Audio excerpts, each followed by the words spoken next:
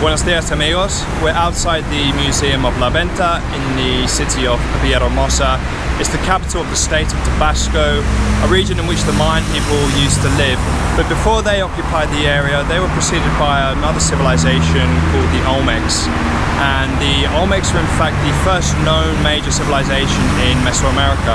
Mesoamerica is the term that we use to refer to the lands of Central America or Middle America prior to the arrival of Christopher Columbus in 1492. So the Olmecs are known for their unique style of art, characterized by these huge colossal heads. And so we've come here today to have a look at these heads and to see what we can learn about them. So right, let's get cracking, let's get a ticket and get inside.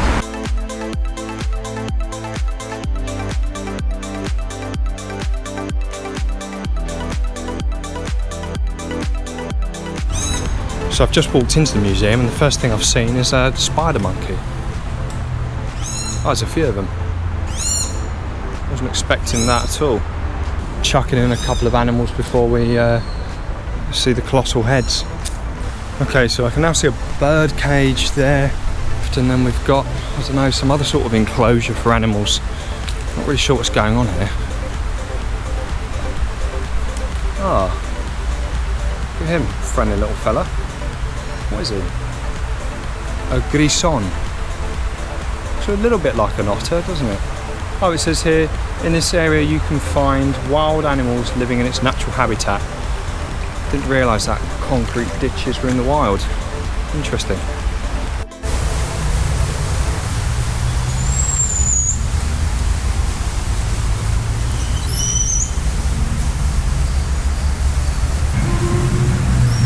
It's not great, is it? Putting huge snakes in these small tanks like this.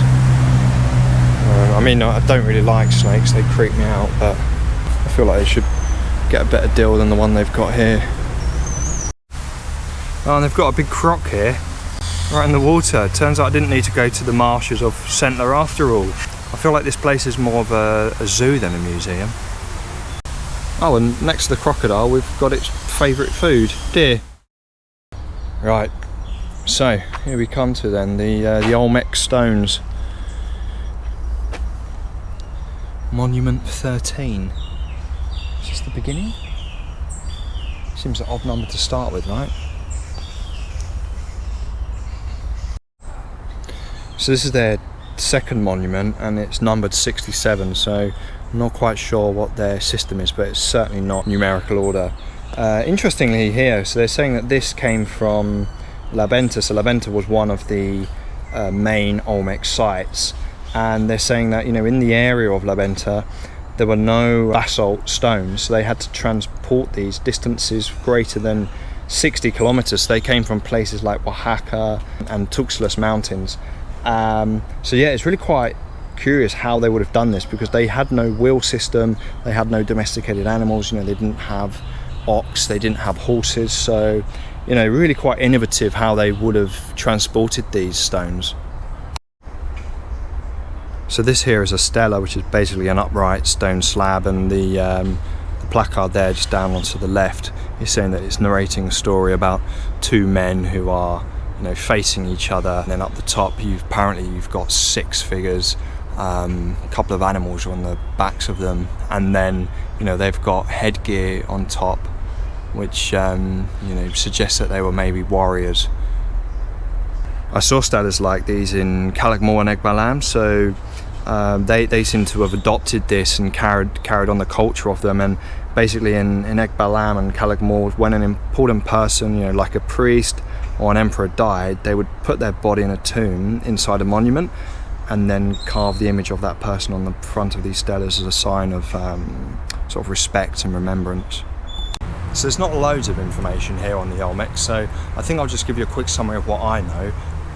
Olmec comes from the Aztec word Olmecal, Ol meaning rubber, Mecal meaning people, and they got this name because they basically created the rubber balls which were used in the ball games which they and subsequent civilizations played. So they used to cultivate the sap from Panama rubber trees, which are indigenous to this area, and they would then mix it with the juice from vines to produce rubber, and they would then wrap this around objects like stones, to create the rubber balls. So the Olmec civilization emerged around 1500 BC, and its first city rose up in sort of 1200 BC, and it was called San Lorenzo or Tenochtitlan. This is not to be confused with the Aztec capital city, Tenochtitlan. This is a totally different place. This one, San Lorenzo, struggling to get that out, was a collection of sites, and it was based in the sort of lowlands of southern Veracruz. And in fact, behind me now, apart from a load of coatis, we've also got a monument here called the Governor. And so this was found at Venta, but they say that they also found very similar sculptures, almost identical ones, at San Lorenzo. So San Lorenzo prospered for 300 years until 900 BC, at which point it declined, it collapsed, it was destroyed and abandoned, and then La Venta rose up and became the dominant city of the Olmecs. So they've called this here a feline altar, and apparently it's an animal represented by the features of a jaguar and a serpent. So the jaguar was the main deity of the Olmecs, because the jaguar could see in the dark. For them it represented the night, and being at the top of the food chain, it also represents power, ferocity and wisdom, and the snakes also represented fertility. But yeah, I'm struggling to see the features of either of these animals here. I feel like we're coming up to another zoo bit. There's a jaguar apparently. Well, if he's in there I can't see him. Oh, there he is, I can see him. Yeah, he's pacing up and down. Yeah, he's not happy. Ah, it's not nice to see. Right, let's move on. So this here they've called a human-like jaguar, I guess because you've got sort of the head of a human on a jaguar body, and then even the facial features here. We've got almond-shaped eyes, wide nostrils and large lips. And then here he's sort of carrying a ball, a rubber ball. These balls could weigh up to sort of 3 or 4 kilograms, and if they hit you in the face or the knee or the elbow, they can actually do some serious damage. So they had to wear sort of protective gear when they were playing this game. And so the headgear that we see on these monuments, I mean, some people think they represent helmets for going into battle, whereas others think that they were the helmets that they wore when they played the ball game. One of the fascinating, or probably the most fascinating point about this game is that someone from the losing team was sacrificed. They were killed and given as an offering to the gods. So there probably wasn't too much match fixing going on back then.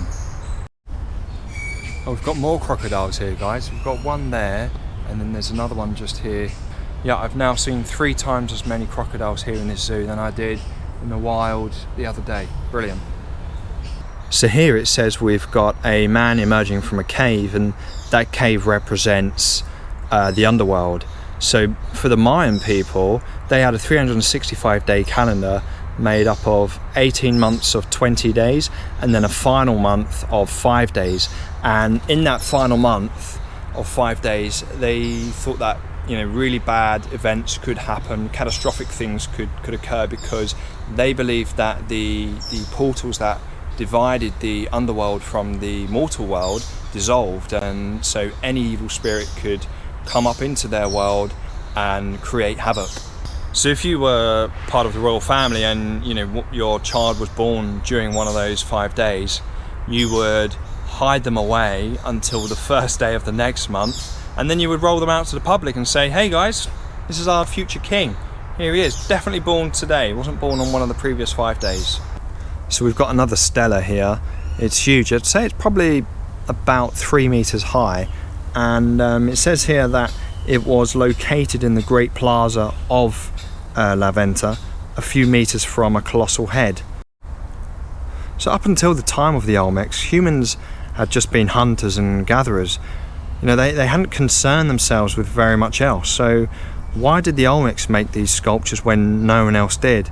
I think the answer is that historians and archaeologists, they say that the Olmecs lived in fertile lowlands. Tabasco and Veracruz were very fertile, and they were also able to divide the labor to create irrigation systems and canals and terraces, and that led to them creating a sufficiently abundant supply of food, which then enabled them, I guess, to allocate resources into other activities, such as sculpting these monuments. But just to clarify, guys, the Olmec civilization, like most or all pre-Hispanic, pre-Columbian civilizations, was based around farming, on agriculture. So they dedicated themselves to the production of corn, obviously, beans, squash, chili, and cacao. And in fact, here in Tabasco, you can do a cacao route where they take you to the main sort of cacao producing farms and haciendas. I've not done it myself. The only chocolate sort of I've come anywhere near to here is Snickers and Oreos, but I've been told that it is a really good trip. So that's a lake just out there, guys, which I'm going to go and have a wander around after I leave this place. But first of all, I just want to show you this. So Monument 1, colossal head. So yeah, they've saved the best till last. And again, it's those almond-shaped eyes, the wide nostrils and the large lips. Seems to be a feature of their art.